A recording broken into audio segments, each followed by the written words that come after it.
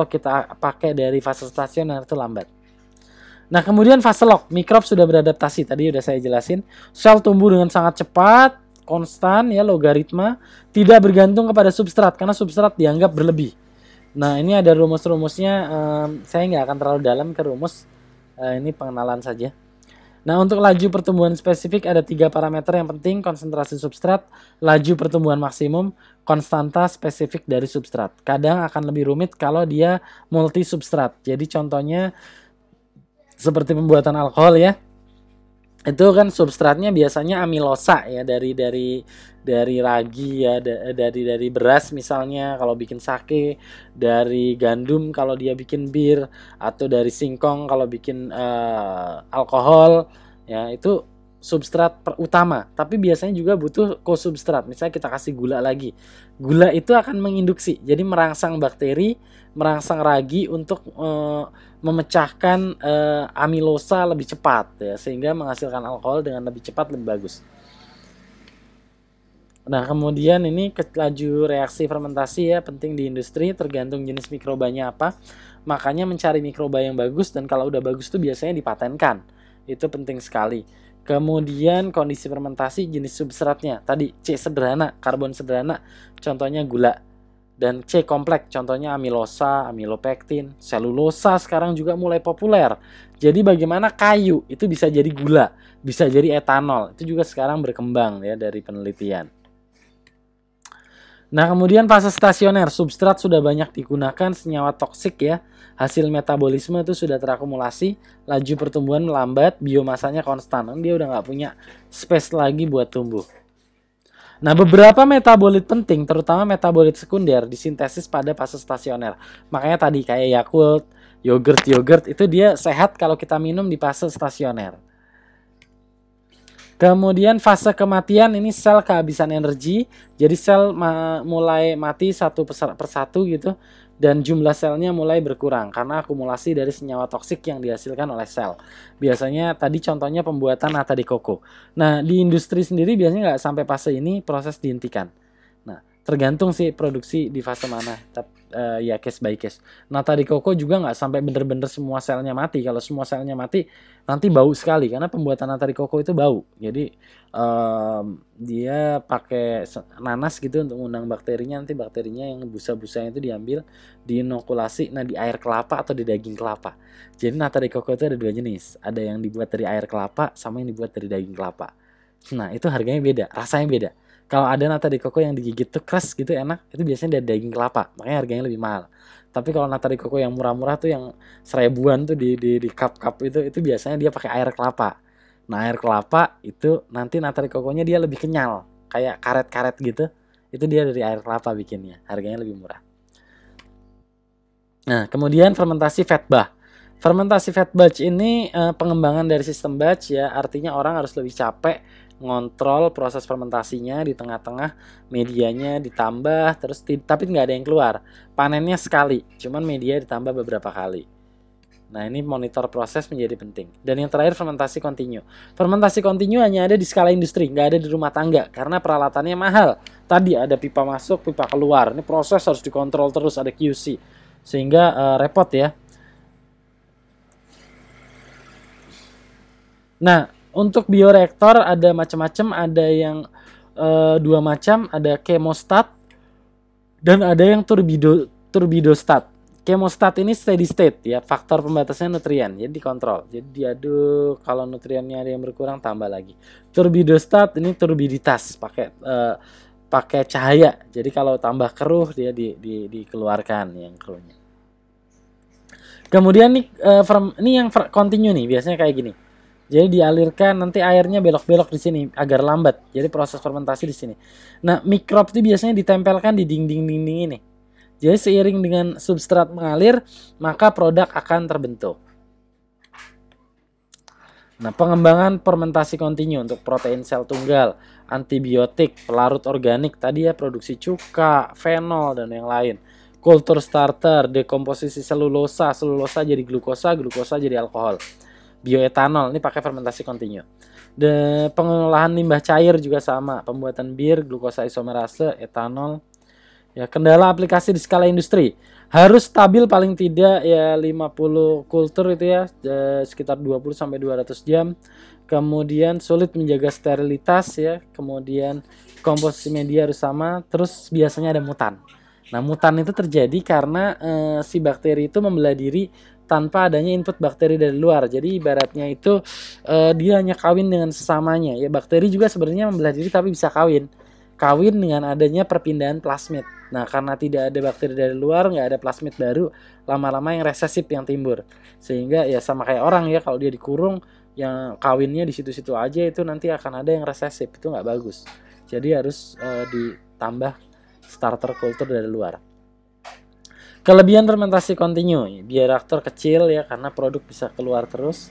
Cuman dia batch perlu peralatan besar. Terus ini tidak ada waktu istirahat dalam produksi. Makanya kayak industri-industri, misalnya terjadi mati listrik nih, itu kerugiannya besar banget. Karena pipa itu lagi jalan, berhenti. Itu fermentasi kacau semua tuh. Jadi harus dibersihin dulu semua lagi, mulai lagi masuk dari awal. Barang yang masuk tadi dibuang.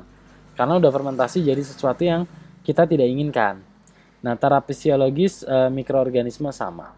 Nah, ini proses bioteknologi, dari bahan mentah disterilkan dulu agar tidak ada organisme yang tidak diinginkan. Nah, organisme yang dipakai untuk fermentasi itu direkayasa secara genetik, jadi bisa dikontrol, dicampurkan di bioreaktor, regulasi prosesnya seperti apa, terus disparasi produknya, dan terakhir diformulasi atau diekstrak dapat produk yang diinginkan. Nah, ini prosesnya ya, dari mulai media sampai jadi produk. Ini misalnya biar gampang saya ambil kasih contoh, salah satunya pembuatan MSG deh, ya, monosodium glutamat, micin ya, petsin atau micin yang kita kenal. Ya, jadi ini micin ini sebenarnya menarik juga nih ya. Sebenarnya di negaranya sana micin itu obat. Sebenarnya obat, cuman kita di sini kita pakai buat makan, makanya kagak kacau jadi timbul penyakit.